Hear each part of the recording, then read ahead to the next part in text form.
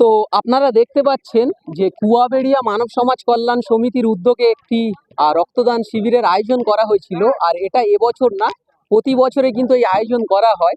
এবং আমার সামনে যে মানুষটি দাঁড়িয়ে আছেন, আপনার নামটা একবার? নাসির উদ্দিন সর্দার। এর আগের বছরও কিন্তু আপনারা এখানে এসেছিলেন এবং এখানে এসে এই যে আওয়াজ হচ্ছে আচ্ছা, এর আগের বছরেও আপনারা এসেছিলেন এখান থেকে। তো আজকে এই যে উদ্যোগ, কুয়াবেড়িয়া মানব সমাজ কল্যাণ সমিতির এই যে উদ্যোগ, কেমন লাগছে?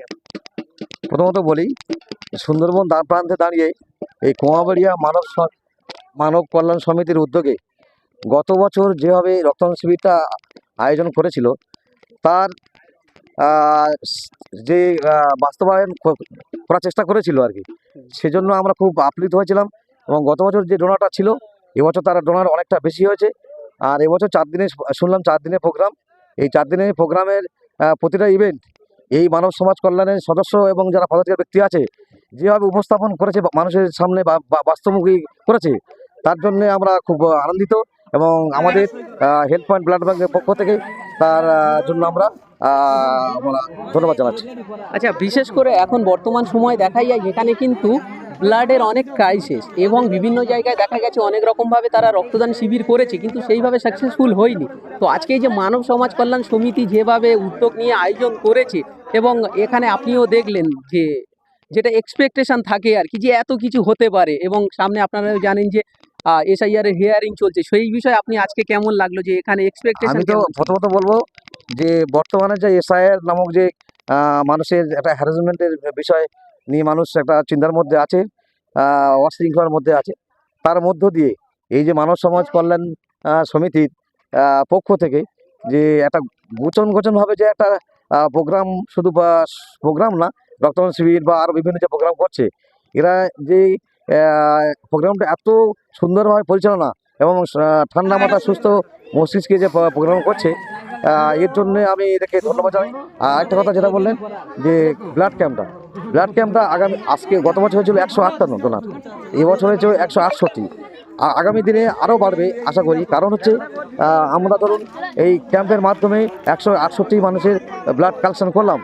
এই 168 মানুষের ব্লাড ডোনার প্লাস তার ফ্যামিলি এবং এই এলাকার, এই দুস্থ গরিব এলাকার যে সমস্ত দুস্থ মানুষগুলো আছে, যদি আমরা কন্টিনিউ প্রতি বছর তাদের প্রতিনিয়ত তাদের পাশে আমরা থাকি, যে ব্লাড দিয়েছে তার পাশে থাকবো, আমরা যে ব্লাড দেয়নি তার পাশেও থাকবো, যদি এভাবে আমরা তাদেরকে সঙ্গে নিয়ে চলতে পারি, তাদের পরিষেবা দিতে পারি, তাহলে আশা করি আগামী দিনে এই ক্যাম্পটা আরও দীর্ঘস্থায়ী হবে এবং ডোনারটা আরও বৃদ্ধি লাভ করবে। আচ্ছা, বিশেষ করে যেটা হয় আর কি, গ্রামগঞ্জের মানুষ অনেকে বোঝে না, যারা ধরুন আজকে ব্লাড দিচ্ছে তারা একটা আশায় দেয় যে একটা সময় আমাদের পারিবারিক কিছু হলে তারা একটি কার্ড পাবে এবং সেই কার্ডের মাধ্যমে তারাও কিন্তু সুবিধা পাবে। তো এটা কতটা ইম্পর্টেন্ট বা এটা কতটা দেওয়া হবে?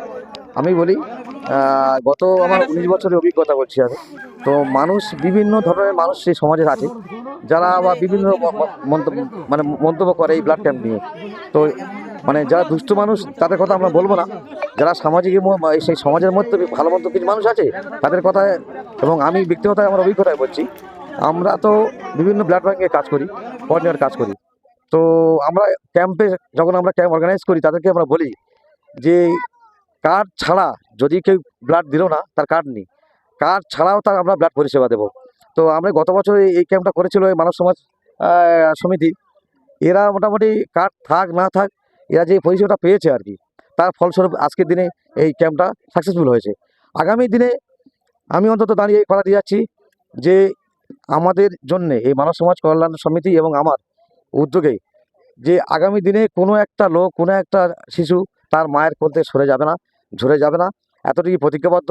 এবং তার জন্য আমাদের যা করণীয় তাই করব। যখন যে টাইমে যে গ্রুপ ব্লাড লাগবে, শুধু একবার যোগাযোগ করলে আশা করি কোনো অসুবিধা হবে না। ওকে, তো এতক্ষণ আমরা কথা বললাম, আর কিছু কি প্রশ্ন করবে? হ্যাঁ, প্রশ্ন করবেন? বলো। তো চলো এবার আমি এক দুটো কথা বলে নিচ্ছি। আচ্ছা, তো এতক্ষণ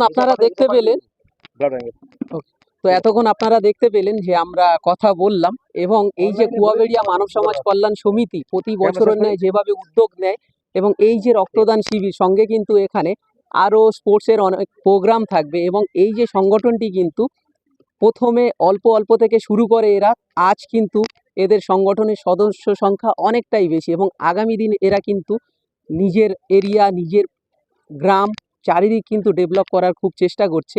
তো শুরুটাই কিন্তু রক্তদান শিবির থেকে। তো দেখতে পেলেন আপনারা এখানে কিন্তু যে ব্লাড ব্যাংক থেকে কিন্তু ব্লাড দেয়া হয়েছে, উনিও এখানে একটা নিজের কথা রাখলেন যে কিভাবে গ্রামের মানুষ তারা রক্ত দিয়ে পরবর্তীকালে কোনো সমস্যায় না পড়ে। তো পাশে থাকুন, সঙ্গে থাকুন এবং দেখতে থাকুন।